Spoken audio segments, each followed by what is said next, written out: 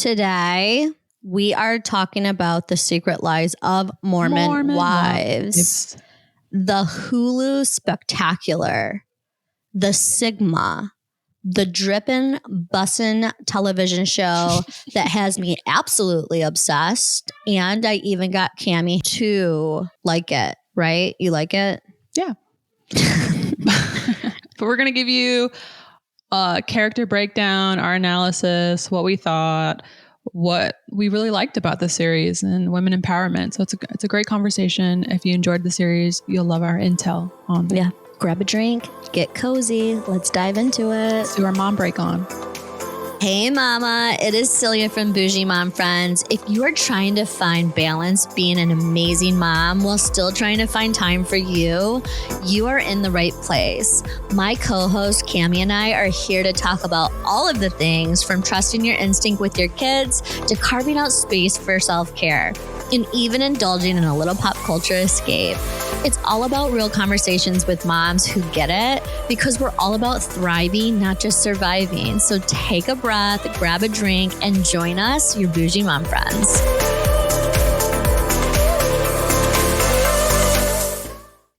Oh, hey mamas. Welcome back to another Tuesday.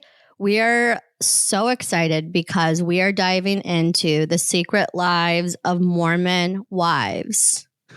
It was tough for me to get through. Really? Mm-hmm.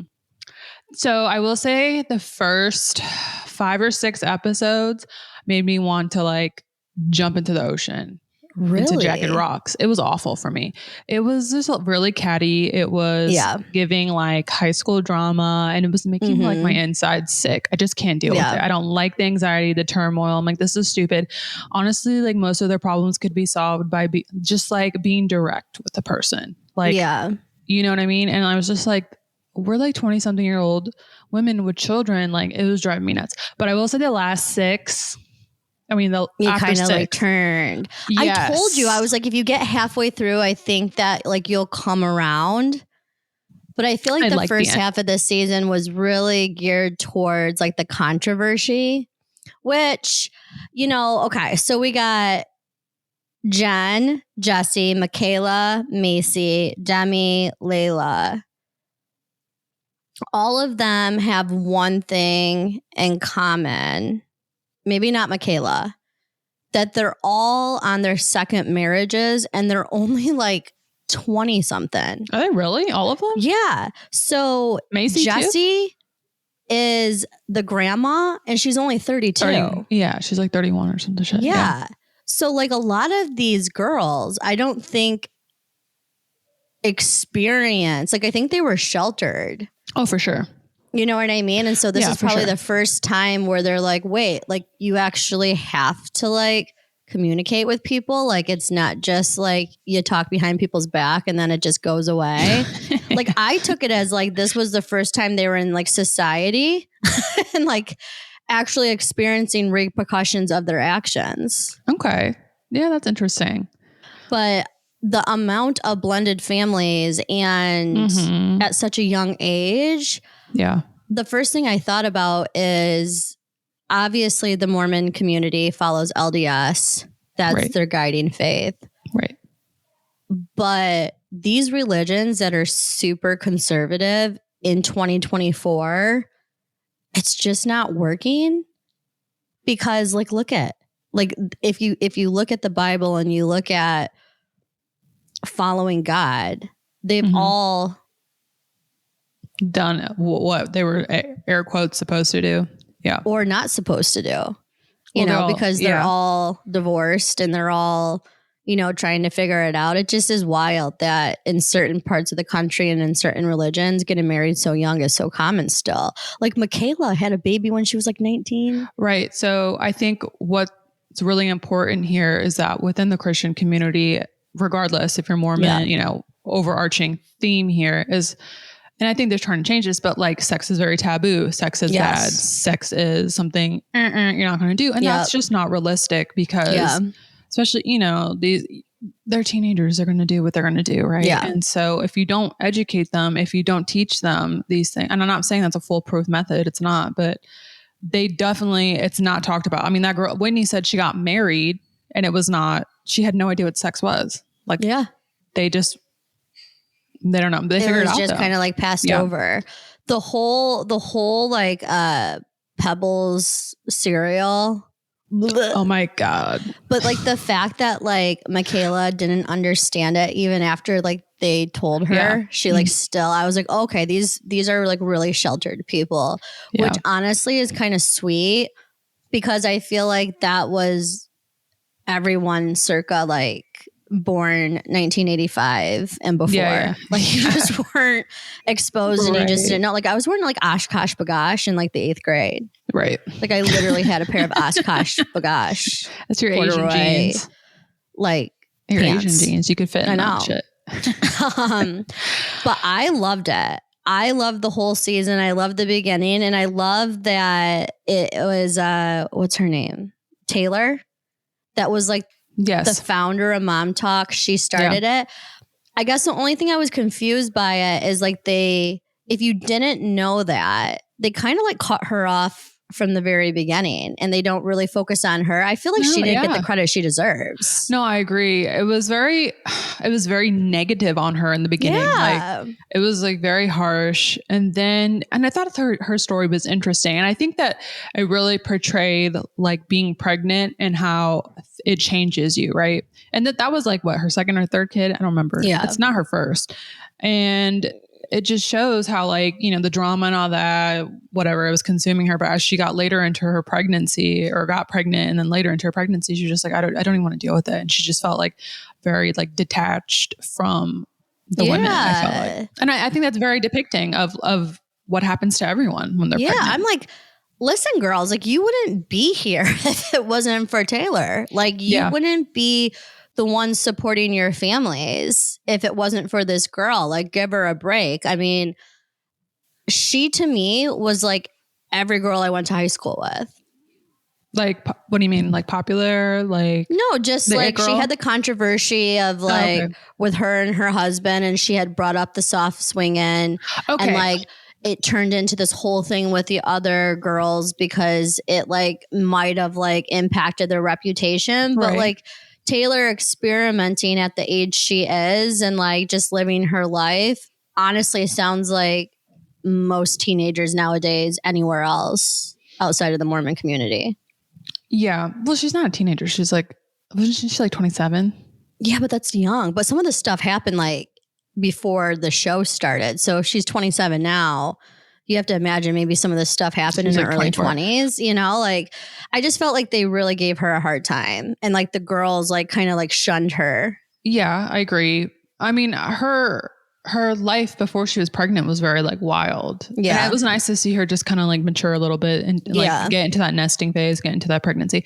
Okay. But I do have to ask you, because I never really got into it. Do you know who was involved with the saw swinging? Who were the other people? They never talk about it. I don't think they talk about that. So we don't know. And I don't even think like, okay, so like, I know this is really controversial and I know like moms support moms, but in my opinion, Taylor's controversy is less than Whitney's controversy of her TikTok when she was in the hospital. Let's talk about that. And she did not understand why people were so forgiving of Taylor, but not her, because she was exploiting her child. I'm sorry, but like your kid is literally in the hospital, not looking very well, and you're dancing and your kid's in it. It was just really just not a good look. And Taylor, what she's doing it's herself. Like her kid is not like involved in it. That's her thing. And I think that's the biggest divide and the thing that she did not understand of why it was, you know, so easily forgiven, air quotes. I definitely don't agree with that TikTok. I kind of wish like it wasn't even brought on the episodes, to be quite frank, because I just thought it was kind of ick. It wasn't. But yeah, I mean, like, do you think Whitney's a villain? Yes, I do. She is passive aggressive. She, I don't think that she's not damaged. She is damaged, but she likes to do mean shit. Like the whole Fruity Pebbles thing. Like Demi told her that was top secret. And then, she was like evil, laughing like an evil queen in the back. Like it was just not a good look. She's like, I don't understand. Like you knew. And they literally talked about how she was going to be pissed, and she was rightfully pissed. That was like embarrassing for her. She didn't tell everybody. Now everyone knows, and it's on like national television because of her. And so then she likes to retreat. She never likes to apologize. She is a villain in my eyes. I think she's definitely damaged for sure, 100%, but I do think she's a mean girl. And honestly, I liked the episodes when she was not there. It was more like kumbaya. It was more like girl loving group. And I think that's why I liked it after she was gone, because there was really no drama. Like they just like hung out. It was good vibes. Shout out to Demi. I do love her. Okay, I do agree about Whitney. I feel like she is so insecure that if she's not controlling and dictating and like being the puppeteer, that she cannot have female relationships. And one of my biggest red flags is like when you can't get along with women, there's something wrong with you. And the fact that like she was so cocky because she obviously was a dancer at some point in her life. Like she's very much the choreographer of the TikToks. The fact that we're like, good luck without me, like to me was like downplaying anyone else's abilities or talents or personalities that like you're the queen. Ick again. I'm a big ick on that. But yeah, okay, John Affleck. I mean, is her husband really cousins to Ben and Casey? I just saw an article on that. Ben Affleck was like, no, we're not related. Okay. She's real young. I know. Yeah. She's like 24. It was hard to watch, honestly. I feel like all these relationships are hard terrible. To watch. Yeah. I think that Demi's is okay from what I've seen. He seems very supportive and lets her do her thing. Well, I mean, he's older also too. 50. Exactly. Yeah. He's mature. Yeah. He's like, I don't care.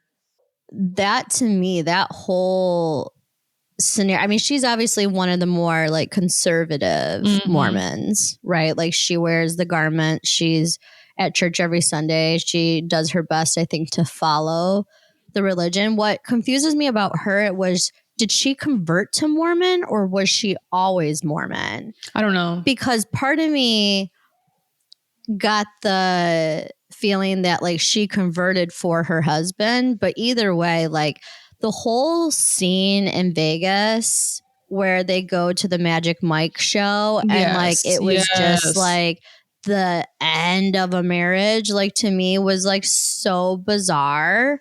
Like it was so manipulative and emotionally abusive. It was hard to watch. It was really hard for me to watch too.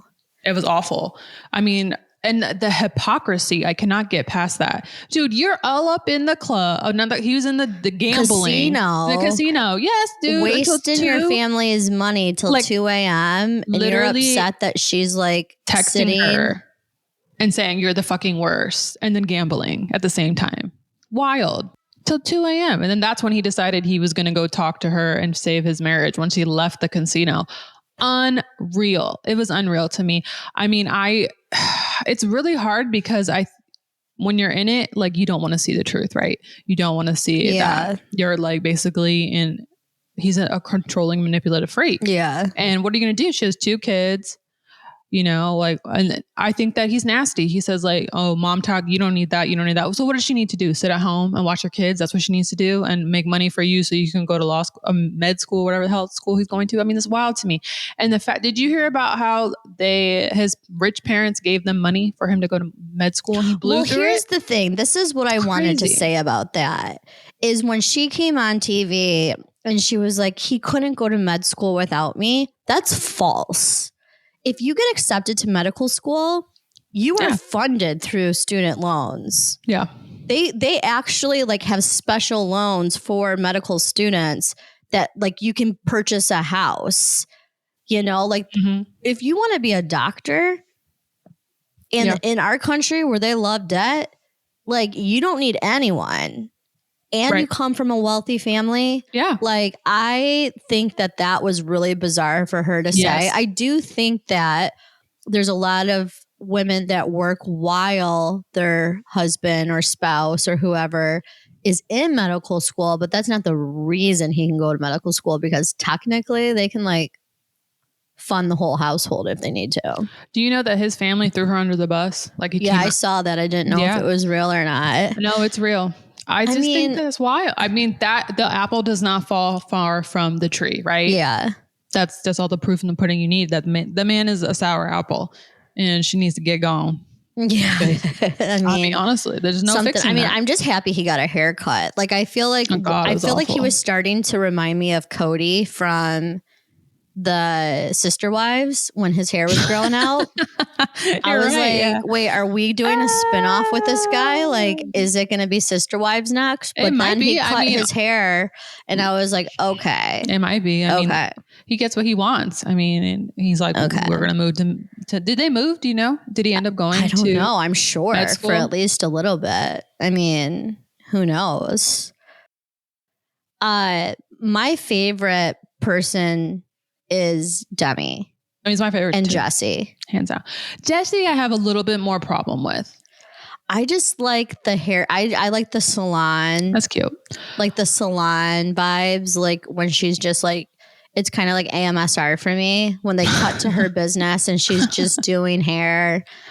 I definitely think she's obviously like the most detached from the religion. Yes, for sure. But she doesn't have a lot of controversy. She doesn't like bring her kids or her spouse really too much. They seem like they're on the same page. And I think she is kind of like the grandma. She's like... So my problem with Jessie is, yes, you don't have to be like a super strict Mormon, but I do think that she's in her 30s. Like, you just have to know to like respect kind of boundaries. I think when she was drinking alcohol... Oh, yeah. That was not. I forgot about that. Not a cute. That's look. not okay because it's not at your house. Thank you. Yes. Like, let's be mature about this. That was not cool. Like bringing a flask. And then she pushes the boundaries. Like, I get it. Like, they're like blah blah blah. But some of your friends are very conservative Mormons, and like taking them to go meet male strippers, probably not the best thing. Like, I would ask them, hey, we're going to do this. And she likes to surprise them. But then did you see how like anxious they were that they're going to get beat up by their husbands? I mean, like, that's just not like... But I mean, like, in her defense, you would assume that like worst case scenario, you take an Uber home if you're uncomfortable. True. And like, yes. I would be really like thrown back to see that like certain husbands like reacted the way that they did. I kind of give her the crown because she's like uncovering the next season of the Mormon Wives. Yeah. And also too, like, there's no way she planned it. Like, Hulu planned that. Yeah, I was thinking that too. You know, to make it juicy. Yeah. Yeah. Can we just like sidetrack to Michaela for a second? Yes. Michaela looks identical to Blair Waldorf in Gossip Girl. A little bit. Every single time I see her, I'm like, you're like my little Blair. I think I love her the most. Really? She's blah to me. Because she's blah, but also too because she is putting her life on television and she has such a really bad autoimmune disease that she doesn't always look her best. Like, if you look at a lot of the episodes or go back, she's really blotchy and like she shares her journey online of her autoimmune disease, and like her whole body, Cammie, will be covered in welts. Really? Is it lupus? Yes. What does she have? I don't know, but my one girlfriend, Erin, that happens to her too. And it's some sort of like autoimmune disease type of situation. Oh, I know that. But like just seeing how like innocent she is and like, but yeah, she kind of stands up for her friends and she's confident enough to be like, why are you here at my birthday party, Whitney? But at the same time, she's like this like really insecure girl going through like health issues. Like, I just kind of feel like she's like the most well-rounded person. Sure. Like, if I wanted to go get lunch with someone on the show, I'd want to go with Michaela. Okay. Because I feel like she has all the information and she's like normal. My biggest problem with Michaela, and it's not even like her personality, is just that she's like 23 years old. Girl, why are you getting Botox? So Why? She got Botox. Yes. You didn't see that when they were all getting laughing gas? They were all getting Botox together. That's why her face looks so weird. Honey, you're 23 years old, baby. Why are you doing that mess? I didn't know that. Mm-hmm. Yeah, you missed that. When they all went to the parlor, and they talked about how they they don't drink, blah blah blah, but they do the nitrous. Botox. Yeah. Okay, talking about what you shouldn't do. You're not allowed to drink anything warm, coffee or tea. That's crazy. And you're not supposed to have caffeine. But they get it in other ways. Can we just talk about swig for a second? Yes, please. I want to try. No. It's so bad. No. I want to try Demi's because it's sparkling water. Sugar-free. Yeah. And it's all sugar-free. Yeah, that was the smartest. I'll give her that. Yes. But like what was it? Like Layla, she drinks 44 ounces of like a 6 Coke. 6 days a week. 6 days a week. How? Because that's probably all they do is do that. Just drink like, soda and they're like on cracked high? No, because they're 20. When I was in my 20s, I could eat anything that I wanted and be skinny. That's going to catch up to them. Are all the Mormons women like fat when they're like in their 40s or 50s? I mean, they probably stop drinking the swigs once they get to a certain age. I would hope But I was like, I want a soda shop. I know drive through. Like I want to try all of them. Like I literally want to take our podcast to swig and just like taste test. Like the whole coconut cream inside of a Coke. That does sound good. Like we could try that. You just have to go to Trader Joe's. There's coconut cream. There is coconut cream. You're right. We've got some sparkling water. I mean, that's what we should have done. We should be drinking some sort of like. Oh, so that's for this episode. The Mormon. We should have tried that. That's what this episode should have been, Celia. I know. We should have been trying fucking sodas. I mean, the whole episode, I think, or the whole series is like, I'm addicted. I want more. I want Whitney back. I think she does bring a good element of like sauciness because I love petty drama. But I also really appreciated the time when she was gone. She's almost like great if she just kind of pops in and out. But doesn't stay too long. I agree. Yes. You know? Mm-hmm. I agree completely. She's the girlfriend where like you bring her to the bachelorette party, but she's not invited to the wedding. Yes, absolutely. Mm-hmm. I love that. I like that idea. Let's sprinkle let's keep her, but let's like get splashes of her. Yeah, I like that. Macy, we forgot about Macy. Yes, she's I like Macy. Turned into like the fan favorite. Yeah, I like Macy. But did she turn into the fan favorite because she's attached to Whitney? And Whitney got so much airtime. I feel like Demi should have turned into the fan favorite more than Macy. No, I think it shifted. Yeah. Once she was gone, it was. I think Demi is. You know who? I think Demi and Jesse look very similar, very very similar, and it took me the longest time to differentiate between the two. Oh yeah, I would agree with that. What I love about Macy though is like how much she sticks up for her friends. Or like think of like what she did for Taylor. Yeah. Oh yeah. You know, like and Dakota. Yeah. And Dakota, like she very much was like a friend. Like, yeah, I'll talk to your boyfriend head to head. Right. Like she had her friends back. She also had Whitney's back. She was so loyal to Whitney. She was. Like I can definitely see why girls love her because she's like a girl's girl. Yeah. Demi is too though. And she's had a really rough go at life. And I feel like she deserves to get into her story more. So she also has a blended family. Okay. She was pregnant and her boyfriend died in a car accident. Yikes. And so she has all of that trauma and now she's moved on and she's you know, with her current family and husband and, you know, they're blending families and having kids. But like, why wasn't that talked about? Like, here we are talking about like Whitney and like porn addiction and all this other stuff. Like, I want to learn more about Macy and some of these people that have something like disease. That's interesting. Really good that could impact other people going through mental health issues. Yeah. Because that's not drama, honey. That doesn't sound. I know. Nobody cares about. I know. Also, let's talk just a little bit about Dakota. What do you think about her? I think that Dakota is probably a really nice person. not for her. Right. But I would assume that they portrayed him exactly how he is. Yeah. A little off. Yeah. Little off. Yeah. I just don't think they're it. Like together, they just don't work at all. Like, and it gave me a lot of anxiety because to think of like when I was that pregnant and then to have to deal with relationship drama with like my man when it should be a very blissful, peaceful time. I really felt for her. I felt really bad. Well, in the scene where she's in her home and he's coming by to say hi and she's unpacking baby stuff and he's not the one doing it. Was all I needed to see. Like, I definitely feel like she got the brunt of the season and she's the reason why they're there. And like, she's so pregnant towards the end. I think this is like a good PSA for anyone in a bad relationship, as if it's that much work. It's not it. It's probably not it. It's real sus. No, not it. I do think that individually we got to learn about all of them to a certain extent. Yeah. And I am brattin'. Is that how you use the term brat? I'm brattin' for season 2.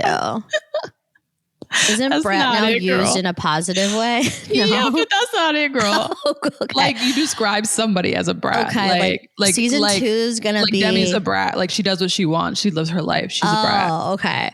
Well, the Secret Lives of Mormons is brat dripping, and it's gonna be bussin'. It is so Sigma. It is like main character energy for sure. For sure, Whitney is definitely alpha. Oh yeah. The rest of them are Sigma. I'm just joking, but I'm like loving it. Like I want to go back and rewatch it. Like that's how much I loved it. Okay. I'm not there with you, but the next reality TV addiction that we're going to have and you're going to get on board is Love is Blind comes out October 2nd. Yeah, so we have to watch that. 100% DC. It's going to be wild.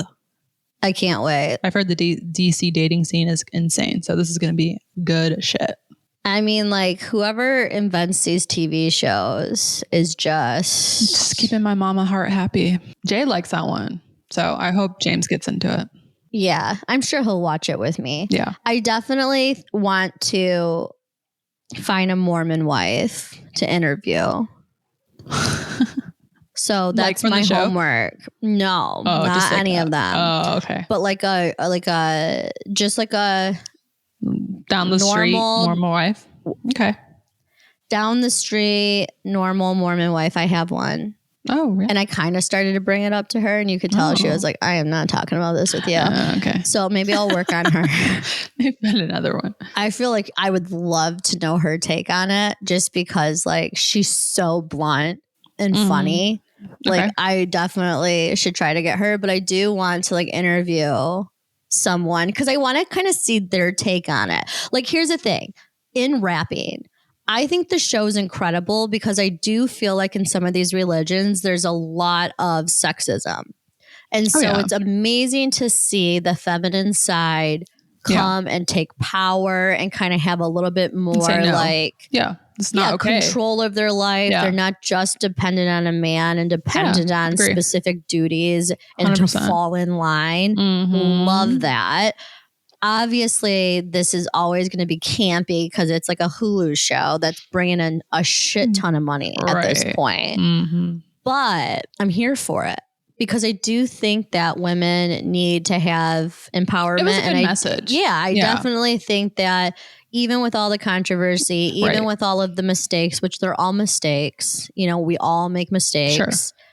It is like kind of cool to see. Yeah, I agree. The LDS church have a group of women that are like, nah, yeah, like we deserve more too. Yeah, I love that. Yeah, but we'll be back for season 2 because it's amazing. If you like the Secret Lives of Mormon Wives and you want us to do more episodes on it, which we are totally for, or if you are a Mormon wife and you want to be on the podcast and interviewed, go to our website.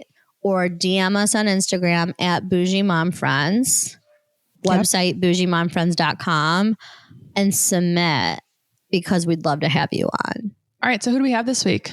We have Hello Sleepy Baby Rachel. Huge guess. Yes. If you don't know about her, just you wait. She breaks down everything you need to know about true infant and toddler sleep, not the crap that everyone tries to sell you. The fantasy land. The real fantasy stuff. land. Yeah. And she's like a diva bitch. She is. Yeah. She's a boss bitch for sure. Yeah, for sure. Yeah. So we have her for the next couple Thursdays. So it's going to be a really fun October. And we're so excited to chat with you. So like, subscribe, follow us, and we'll talk to you guys soon. Bye.